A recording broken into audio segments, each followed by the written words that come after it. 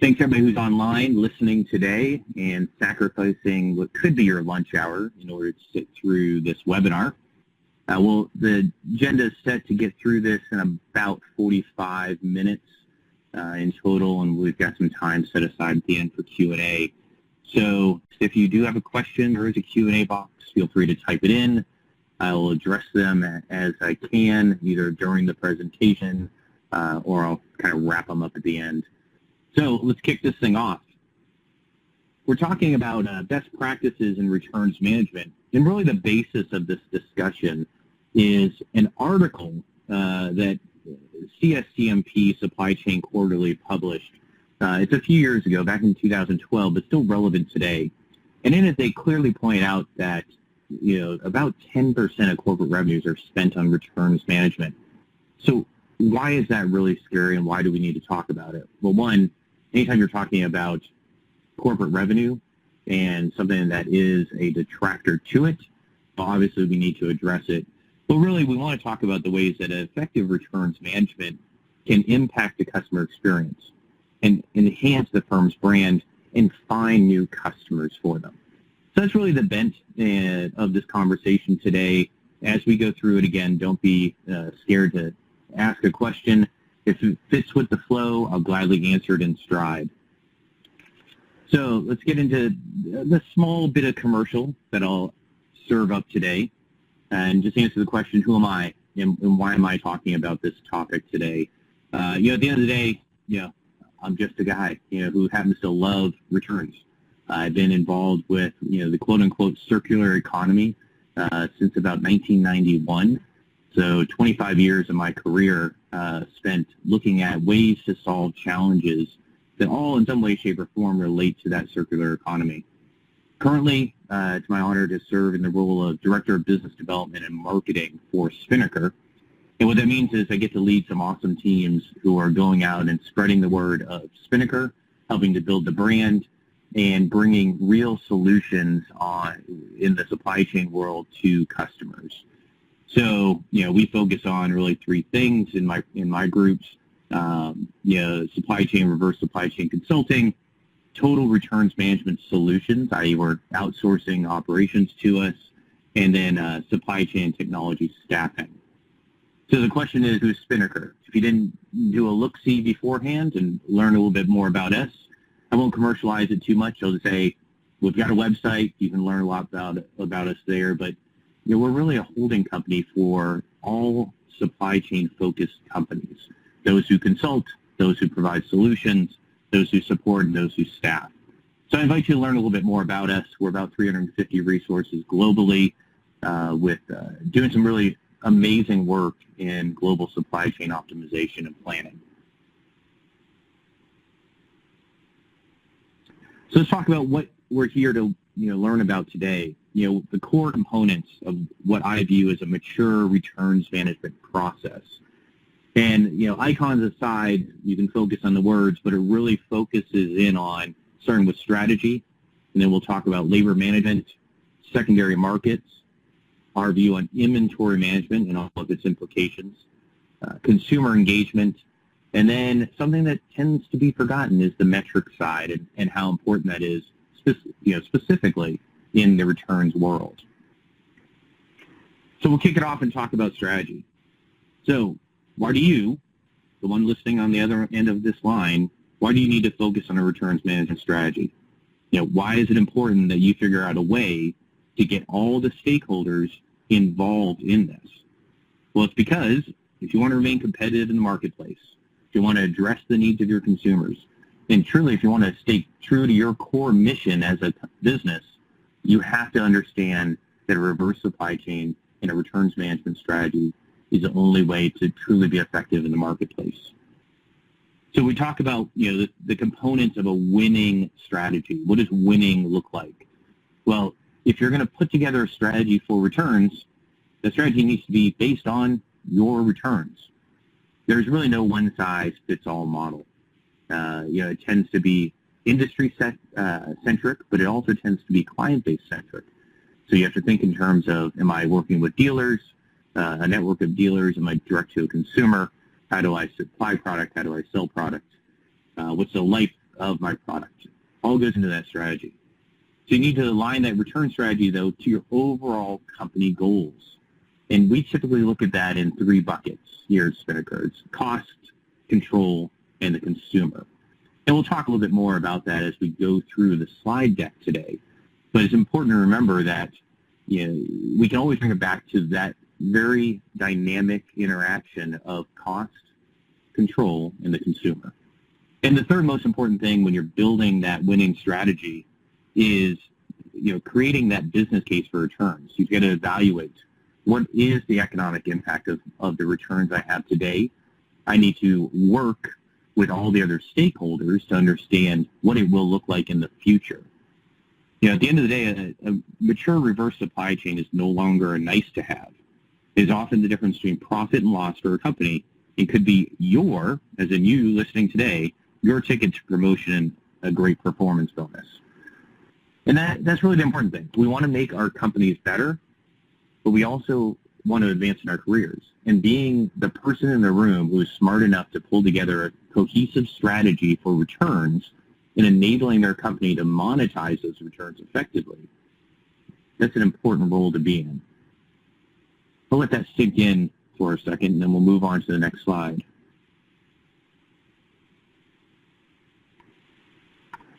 All right. So the second component we're going to talk about, secondary market strategies.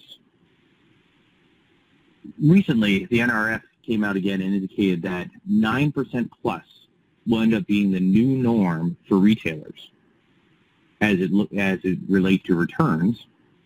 And anyone on this call must be strategic in creating new markets that really drive value from those returns. So the key differentiators for a mature returns management process is focusing on these main bullet points. As a company, are you focused on brand protection or margin improvement? Again, this goes back to your strategy. If you're strictly worried about your brand in the marketplace, if you're a Bose, and what you want to do is control that second marketplace without a doubt, and have all that product come back and either destroy or repair and put through your own chain of secondary stores, it's about the brand. It's really about finding ways to reduce your loss and its margin improvement to different conversation, different strategy. You've got to be able to leverage secondary markets and turn them into growth markets. And what does that really mean? That means taking the time to understand that if your brand is U.S.-centric, then maybe Central and South America are great markets to explore. You need to step out. You need to be brave, and therefore introduce your products to a whole new set of buyers that could be long-term supporters of your brand.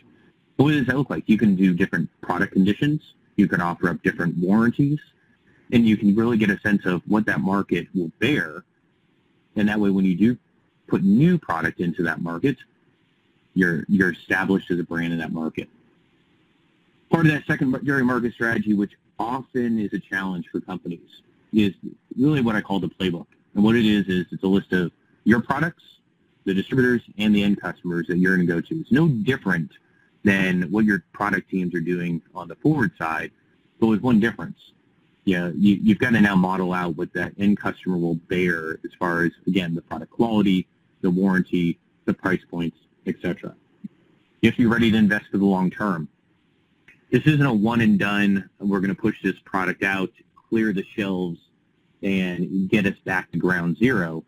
This is how do I build a repeatable, scalable process to support a new and growing secondary market? But you have to be smart enough to say, I need a partner, and partner where it makes sense. There's great companies already established in other markets that could really bring value to your business. So you don't have to go it alone. And the last part is find different markets. It doesn't have to be just one secondary market. Always be brave and exploring.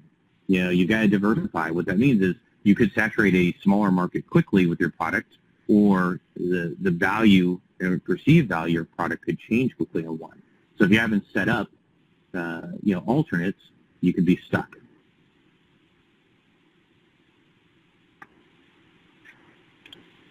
The third part of that best practices as it relates to returns management focuses on labor management. And really, when we talk about labor management, we talk about the goal being to increase flexibility, scale, and visibility into team productivity. And you'll see that word visibility get used a few times during our conversation today, because what is often lacking in the reverse supply chain is visibility into the returns. And that's a challenge that we'll definitely have to overcome. But what does labor flexibility look like when we talk about that? Well, it's been documented that labor can be as much as, maybe different in your operation, but as much as 70% of a warehouse production facility's cost profile. People cost money. We can never forget that. But labor management is about people. It's not about technology. It's not about tools. It's about how do we manage our people better? How do we move from what might have been, a draconian stick-type system to more of a carrot where they feel bought in. They understand the incentives. And those incentives are actually aligned to real benefits. And what does it take? It takes, investing the time and effort to document those benefits so they're easily understood. So early involvement of these cross-functional team members at all levels of the organization, coupled with clear objectives and management buy-in, are key to the ultimate success of your plan. Let's say it one more time. If you want to be successful, you've got to get the teams in early, you've got to get management aligned, and you've got to be very clear on what the objective is. The flavor of the day doesn't work from a labor management standpoint. They will feel lost, they will feel confused, and that confusion leads to fear. And a fearful labor force is an unproductive labor force. So I've articulated down below, how do you succeed? Well, again, we just said it, early involvement of cross-functional team members, and that's cross-training, right, which solves that never-ending balancing act. How do you get front of house or back of house able to support each other more effectively in that process? How do people that are doing triaging product support receiving when their volumes are down but the docks are full? Again, clearly communicate that set of objectives, put it in writing, put it up on banners, put a slogan around it of what you're going to go do. Get your buy-in again, and finally, make sure you're focused on those connections, right, between labor, quote unquote, the people doing the heavy lifting in your operation, and customer care, and finance, and sales, and engineering. That's where they will feel bought in, and that's where you'll get the most effective labor force. Calling out in the orange block up top, it's one thing to keep in mind, right? Returns people are different. I don't mean different like they like to wear two left shoes on any given day, but different in the fact that it's a different talent. It's a different way of looking at products. It's reveling in the fact that sometimes it's a dirty, chaotic environment. And so when you select people to lead within your operation, it's important to recognize that they have those soft skills necessary for that reverse supply chain. Let's talk about inventory management. So we label that as the art versus the science. Understand the balance between inventory levels and service levels. I think we all know that when times are good, inventory can be forgotten or at least ignored based on the fact that we're selling well, we are supporting well, and our customers are very happy. When times are bad, suddenly that glut of inventory that led to exemplary service levels becomes an issue. So returns planning can be a key driver of your bottom line performance. You can plan returns. That actually scares most people. But if you work either with the right partner or have the right resources internally, you're able to lay out a plan that will effectively give you visibility into your returns network. You need to really focus on your inventory turns and your working capital consumption. Spinnaker has done a project most recently with one of the largest industrial manufacturers really in the world. And the focus of that project was all around working capital consumption because of inventory to meet service levels. I invite you to take a look on our website. No more commercial, but it's a really interesting piece and what you're able to do when you can pull small levers and they make big changes. So evaluate your existing inventory management parameters. It's a key part of that working capital consumption. And really the goal is to turn your inventory system, your inventory management processes from purely reactive to being proactive. And that goes back to that connections between your operations, your return center operations, and your sales and promotion people, your marketing folks, your engineering teams. So you can now start forecasting returns more effectively. You can understand the seasonality. You can understand when there might be a potential recall matter that'll upset the balance of your inventory. So, and then finally it's about enabling technologies. Gone are the days where we could bolt on to our existing ERP or WMS system and hope to get good data related to returns. When you've hit that tipping point, returns management software is really key. So inventory management really is about visibility into your overall supply chain and understanding how to support your business strategy better through this process. Really, at the end of the day, you want to move towards rules-based decision-making. How do you move the decision-making into an automated process and further up the chain, which again reduces cost, which gives you better flexibility in your labor staff, in your labor force, really supports your overall returns management strategy. All things to consider when you're looking at best practices in returns management. One thing that not everybody considers based on the industry that they're in, but that is really core to success these days, is the customer experience, no matter where you play. You've probably heard the term age of the consumer, and that's really based on the level of information available to a buyer today.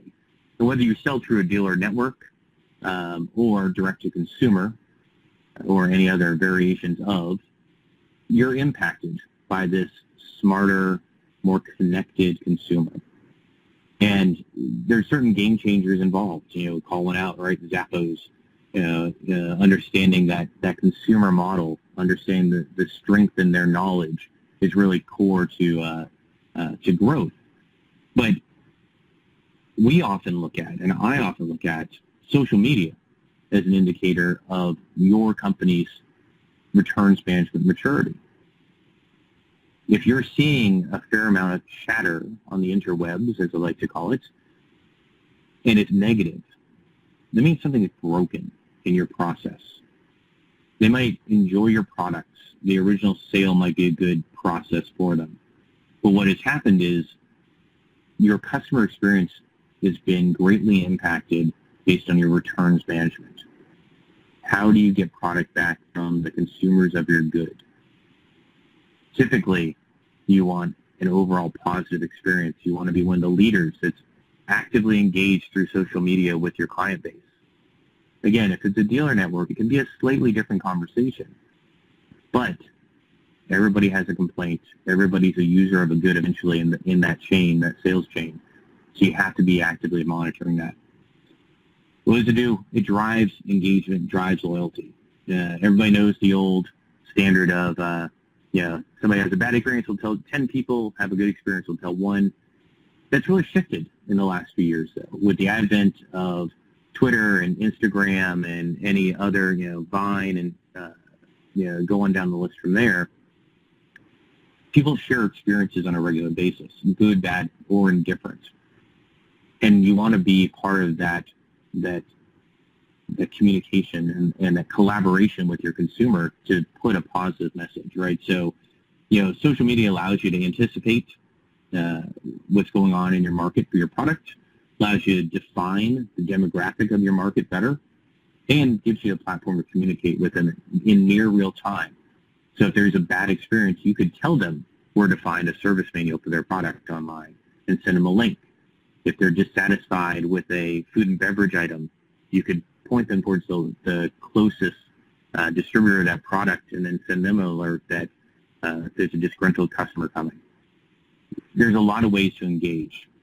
You can drive customer segmentation, key to understanding our market. And really at the end of the day, how do you differentiate that customer experience?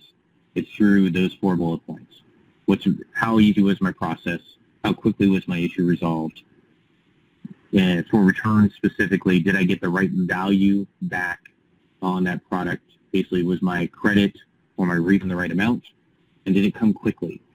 The other day they published an article talking about Flipkart. I think it was Flipkart versus Alibaba versus Amazon, and the average times for until you get credit back. And shockingly, I think it was Flipkart, if I'm getting that right, that was fastest, like 1.2 days. In the advent of social media, right, the old saying of, all press is good press might actually be true. Because even if your consumer is angry, i.e. bad press, you have the opportunity to address it and turn it into a positive experience that can get shared across the network. So really kind of focus on that consumer market engagement, understand who your consumer is and the fact that they're smarter today than they've ever been, that they have choice and they're going to leverage that choice, and find ways to engage them no matter what your selling model is.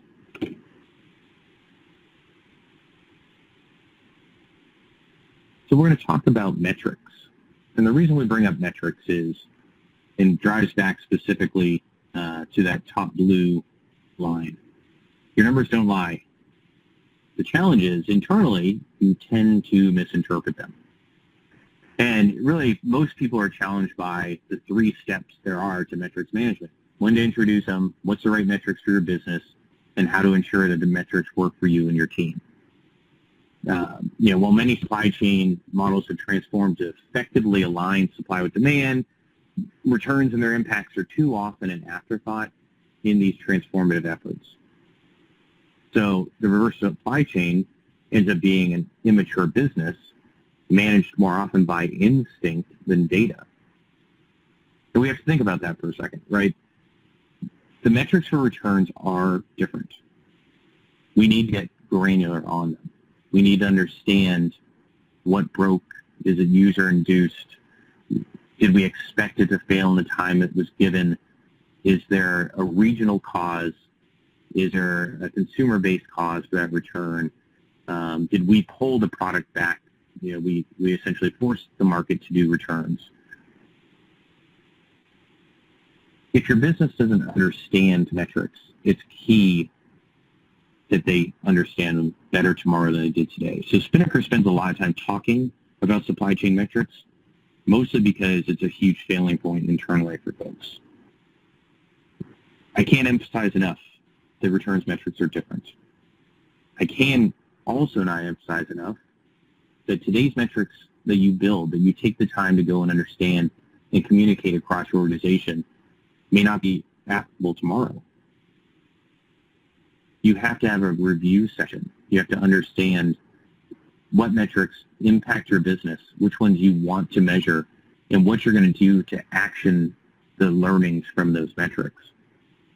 Metrics without action are useless. What you're doing is you're forcing someone to waste time collecting data on your behalf. It's not anything that you really need or want to do. So again, measure only what is important, only what could be understood, and only what is actionable. Galileo really said it best, and I don't mind taking words of a man who made so many wise choices, but measure what is measurable and make measurable what is not so. Again, that's a matter of taking the time to understand your business, your returns business, finding out what is important to support the business strategy of your returns, measure it, and then take action on it. So what does metrics maturity look like then? Well, I tried to lay it out for you, make it a little easier, right? So you end up with really a relatively wide spectrum of maturity levels that we see across organizations. But if you boil those down, really try to simplify them, and you take the time to look at the returns metrics, they could be viewed as one of 3 stages, right? You're either scorecarding it, you're measuring it, or you're managing it. What does that really mean, right? If you're scorecarding it, it's kind of foundational. You're doing a basic scorecarding. You're developing what are the metrics that are important to your returns business that support the return strategy that you put in place. If you're at the measure stage, right, so on the scorecard, measuring the output and the process. So you typically are reshaping metrics based on actual returns. And then you're using those as a leading indicator of your performance of your organization. Then finally, when you're in the management phase, you're actually actioning based on the metrics. You're reviewing the metrics to make sure they're still applicable to your business today. And you're remembering the golden rule: don't set them and forget them. You want to be able to tell a story. And this goes back to, how do you ensure that your business is doing well, but also almost as important, that your career is positively impacted if you're in charge of returns? And it's about telling the story through those metrics, through the proper metrics, and being able to show leadership the value of what has gone and been built. Makes it a lot easier when you have to ask for improvements or money to that returns process, when you're able to communicate the overall positive changes.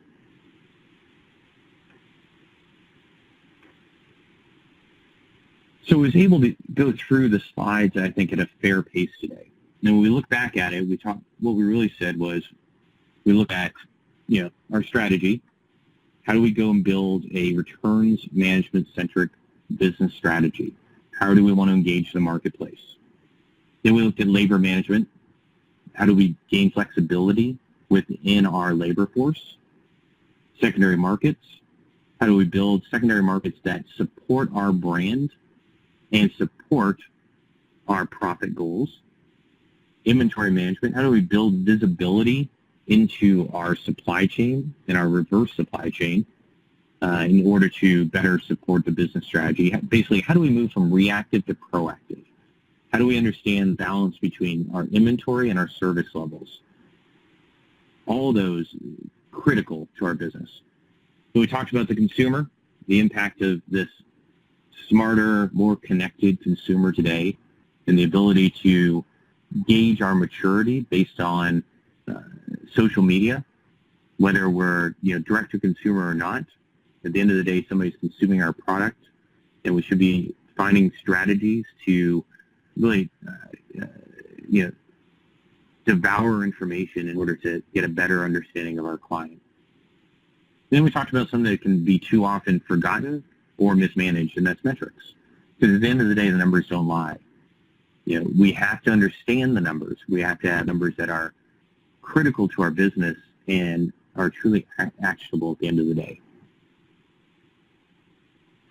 So we had a couple of questions come up while this was going on, and there were a couple of them are, I think, probably pretty easy to address.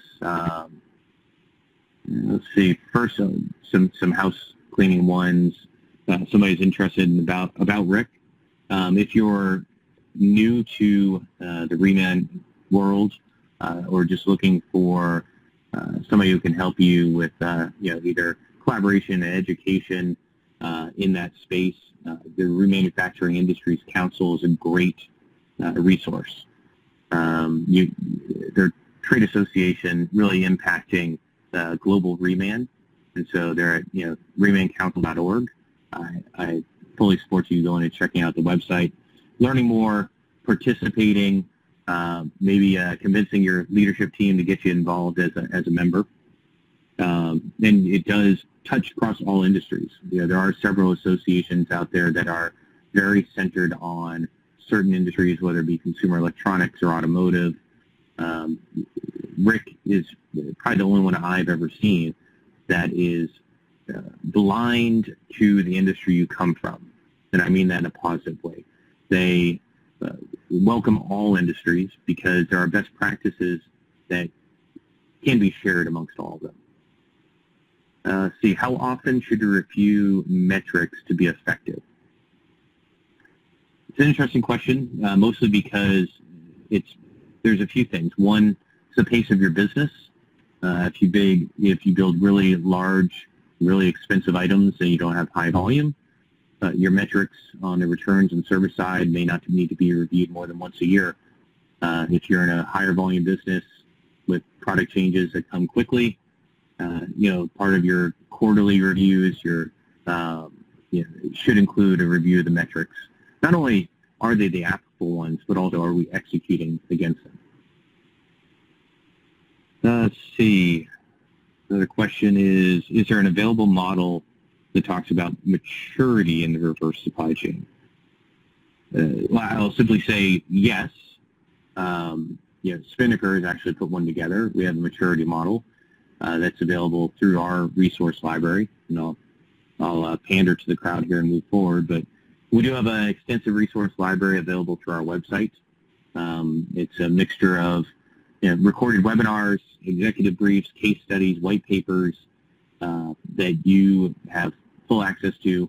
We'll typically ask you for your name and email address, and then we will blanket you with all sorts of emails in the future. No, not really. We're pretty nice about it.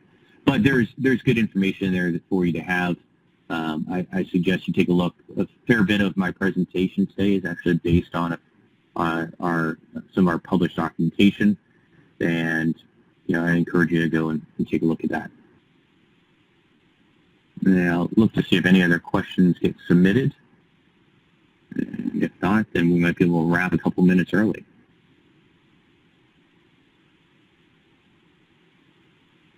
All right, nobody's hitting enter on their keyboard. So I want to thank everybody for your time today. Hopefully, you took away at least one thing from the conversation today. If you did, then success in my mind. This will be available on both the RemainCouncil.org website and also the SpinnakerMGMT.com website. So if you want to download it later and review it, if you have additional questions, you can also reach out to me as well. But thank you for your time today. And